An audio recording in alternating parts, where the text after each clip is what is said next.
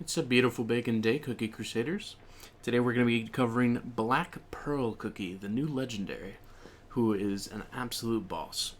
Now, as expected, this legendary is doing great damage.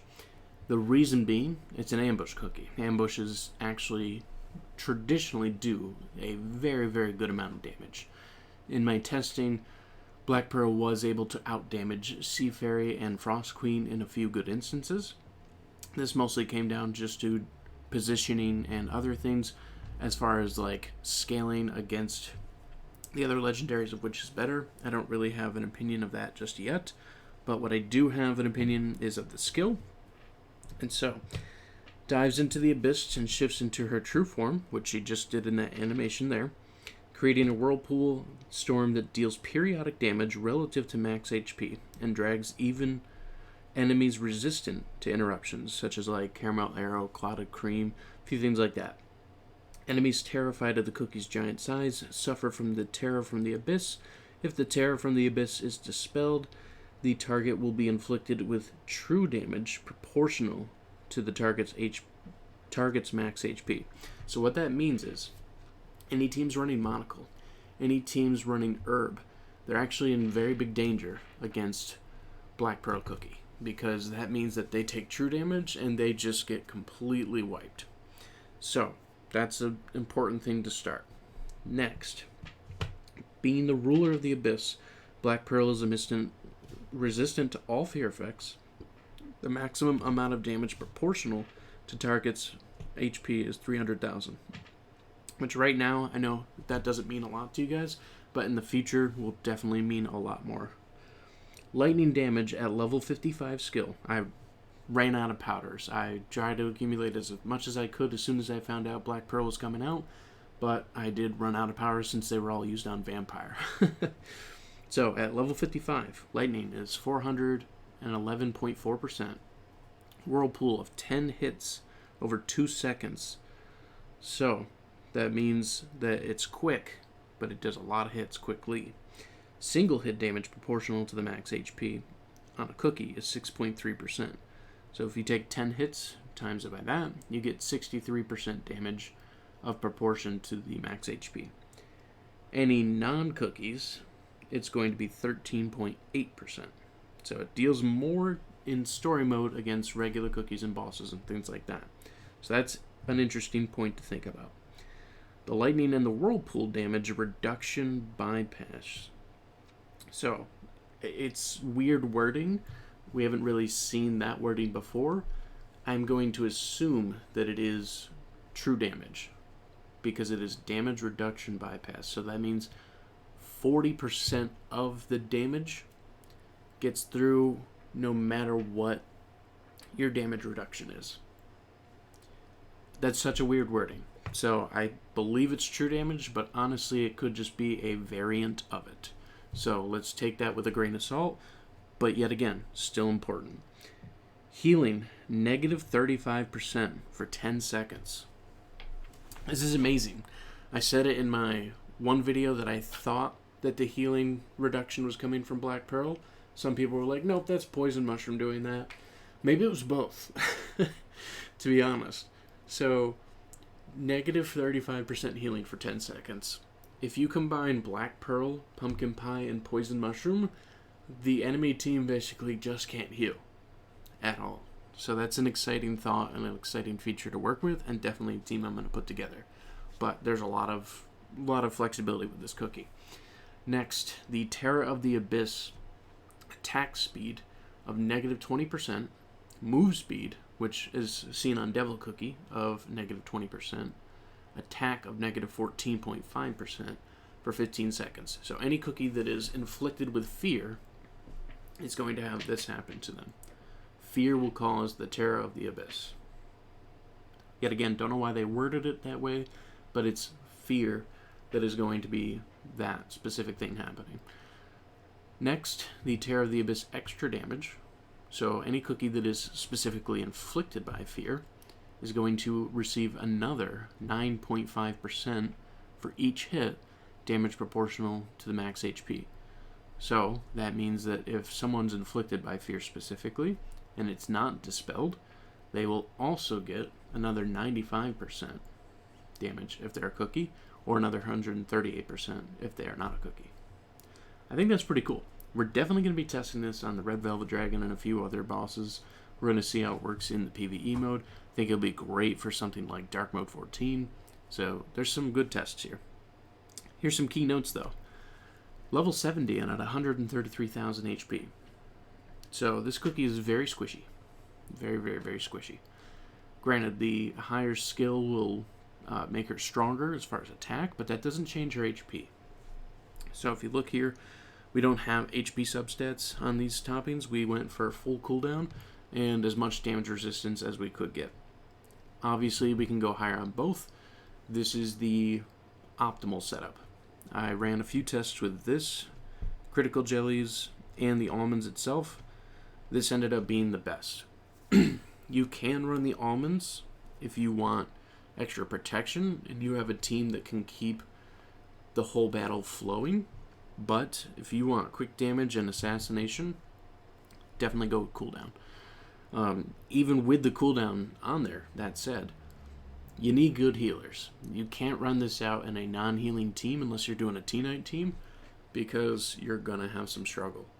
So when I was fighting against some people in the arena just to test it, Black Pearl easily got one-shotted by Vampire, even with the almonds on, without any issue.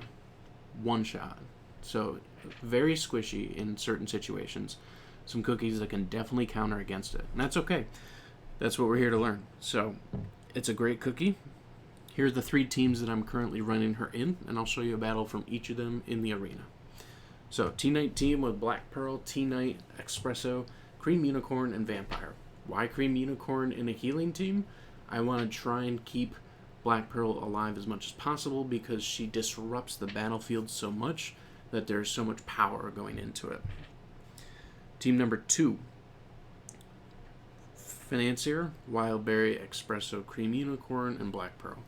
The feather is specifically there, designed to go to either Espresso or Black Pearl. In most instances, it's going to be Black Pearl. Positioning will matter for this, and that's why we have this team set up the way we did, because if we had done a couple other teams that I was thinking of, it put Black Pearl in the back, which means an immediate target for Vampire Cookie, and we're trying to avoid that. And then team number 3. This one's surprisingly powerful. This almost completely wiped out a full 5 quad whatever tank team. And they had like Monocle and a few other things. So even though it's supremely tanky, it just bashed through like a steam locomotive. Super powerful. So we're going to go ahead and we're going to run all 3 teams. Just to show you toppings again. We're doing what you would believe to be the traditional, except we have the apple critical jellies on the DPS units, so that way we can get more output. And the critical jellies do work on Black Pearl, but yet again, I want that skill as much as possible for that field disruption. It just works so well. So let's go ahead and take it in. We're going to be battling, it looks like a speed team here, so let's take our summoner team, and let's counter that, because summoners against speed is going to be in our benefit. So as you can see, fear stricken over, their health bar is dwindling down, their healing is basically non-existent because of Pumpkin Pie and Black Pearl, and they are wiped out. Completely wiped out. They're gone. Absolutely gone. Big damage. Now, Oyster is the best, like, quick burst damage, so try not to compare in that sense of, ooh, you know, damage is low on Black Pearl. No, damage is really great, but Oyster's a better burst cookie. So for that reason, that's the way to view it here, and just the way everything lines up in the team and how it works. And as you can see, you know, not a lot of healing. Like, look, Cream Unicorn barely got to heal. And that's because that healing down from 2 specific cookies, Pumpkin Pie and Black Pearl, worked really great. Okay, this team is also a speed team, but honestly, I think we can counter with this. So let's go ahead and do that. Alright, so as we run in, we're going to get that boost on Espresso being the highest attacker. We could set up a situation where Black Pearl would be getting the boost, and that would be more optimal, but that would take some topping readjustments and maybe even some team readjustments, so we're not doing it right now. But it would be optimal to put Financer's Shield on Black Pearl just for extra protection and more power. So that's something that we're definitely going to look into and try to work in if we can. But as you can see, yet again, absolutely annihilated the enemy team. And let's look at the stats. Espresso almost took the lead on this one. Espresso's still doing really good, so I wouldn't say that Black Pearl's always going to outbeat Espresso, especially because of the attack buff and everything, but definitely on par. Definitely on par with that Magic Candy level. As you can see, their Caramel Arrow did way more damage than everything else, but that's how their team is designed, so that's fine. But nonetheless, Black Pearl just completely crushed on their side, and their healing completely reduced. Our Cream Unicorn actually had 3.5 million, they only got 2.1. So we did reduce that healing, and it made a huge difference. And then we had more damage deflection because of our Wild Berry and our Financier, and so that's why we took that win. But we're going in with our last team, especially against a summoned team. This is going to be really, really fun. So we've got two counters here. We've got Espresso and Black Pearl to take out all the little guys. We've got T-Knight to defend the frontline team, and we've got Vampire to get the healers in the back. So let's absolutely crush this team and show you exactly how it works. So Black Pearl goes in, boom, pulling everything in. Espresso, yet again, like they're lining up together. Works so great. Vampire goes down. We get the first revival off the Magic Candy. The feather goes to Black Pearl. The healing from the insignia against our whole team. Just beautifully lining up together. And even though summoners have powerful presence with their mass amount of body counts, we're still able to push through. And as you can see, Black Pearl still ended up dying, even after a feather. So that's just more proof that Black Pearl is completely super squishy. And Espresso, way out dealing all the damage here because Espresso's a better counter against summoners because of the way it hits every creature, where Black Pearl is hitting more cookies and dealing damage to others, but it can only hit so many targets at the same time, where it looks like Espresso definitely just hits everything in the field. So an interesting thing to think about and to keep in consideration, but nonetheless, great job. And look at that healing reduction. Whether it be Vampire just destroying Cotton, or the healing down, or the combination of both, Cotton just didn't even have a chance. Didn't even have much of a chance at all. So tell me what you think about these teams, all three of these teams. What do you think about Black Pearl Cookie? Yet again, this was at a level 55 skill at 0 stars.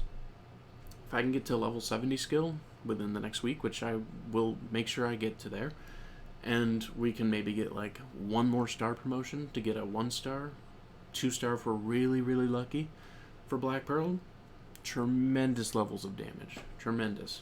I 100% recommend this cookie is going to be a meta cookie, and we will experiment with other variations and combinations and find the counters to Black Pearl as well as we start to see it enter the arena. But I'm loving this cookie, and I hope you do too.